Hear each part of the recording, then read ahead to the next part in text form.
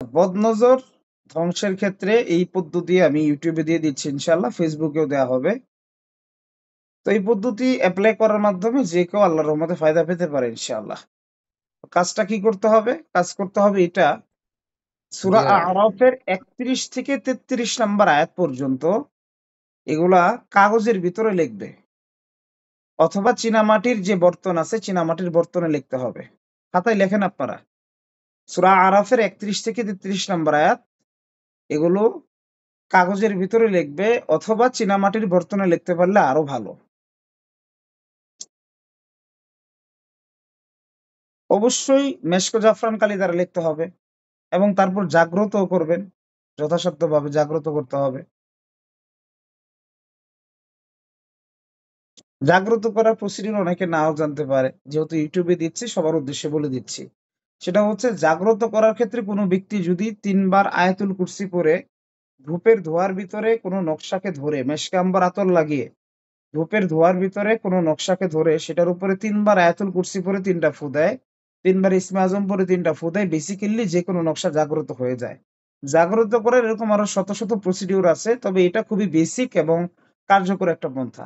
তো এই পন্থায় এই নকশাটা জাগ্রত করতে হবে। জাগ্রত করার পরে এটাকে কি করতে হবে, যদি চীনামাটির বর্তনে হয় তাহলে তো নরমালি চীনামাটির বর্তনটা ধরেই ধূপের ধোঁয়া দিতে হবে। তারপরে যদি অন্যান্য বিষয় আসে হয়, যেমন হচ্ছে কাগজের ভিতরে অথবা ভূজপত্রে যদি আপনারা লিখে লিখে দেন, তো সেই ক্ষেত্রে সেগুলোকে ওইভাবে ধরে জাগ্রত করবেন ধূপের ধোঁয়ায়। এবার এটাকে বৃষ্টির পানি লাগবে, বৃষ্টির পানির মধ্যে ভিজাতে হবে। চীনামাটির বর্তন হলে যে লেখাগুলো আছে লেখাগুলোকে ধুয়ে পেশেন্টকে পানি খাওয়াই দিতে হবে। আর যদি কাগজে হয় তো ওইটা সরাসরি পানির ভিতরে দিয়ে ভিজিয়ে রাখতে হবে কমপক্ষে ১০ মিনিট। কমপক্ষে ১০ মিনিট। আপনারা খাতায় লেখেন যে এটা ভিজিয়ে পানি পেশেন্টকে খাওয়াই দিতে হবে।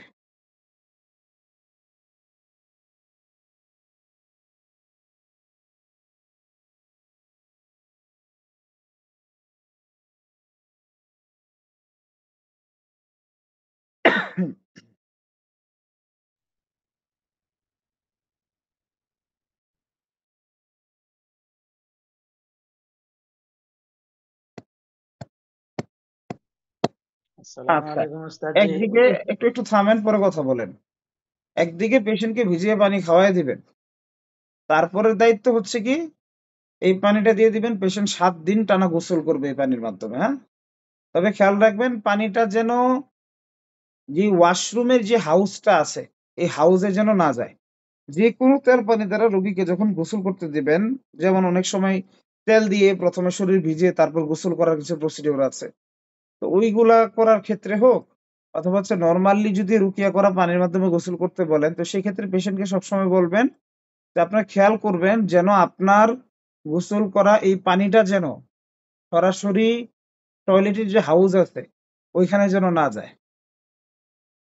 এই বিষয়টা খেয়াল রাখতে বলবেন। একটু ভিন্নভাবে গোসল করলো, ভিন্ন পদ্ধতিতে, একটু বাহিরে।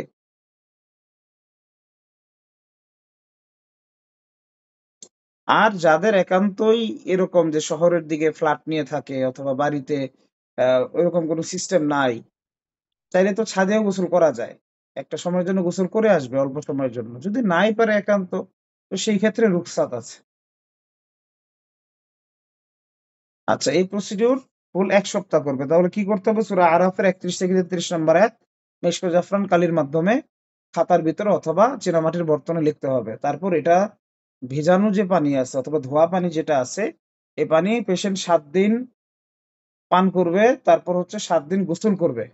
ইনশাআল্লাহুল আজিজ তার সেহের অথবা হচ্ছে বদনজর যেটাই থাকুক না কেন এগুলা কেটে যাবে ইনশাআল্লাহ। এই আমল করার জন্য যারা ইউটিউব থেকে দেখবে তাদের সকলকে আমি অনুমতি দিয়ে দিচ্ছি। ফেসবুক থেকেও যারা দেখবে তাদের সকলকে অনুমতি দিয়ে দিচ্ছি। সবাই করতে পারবে ইনশাআল্লাহ।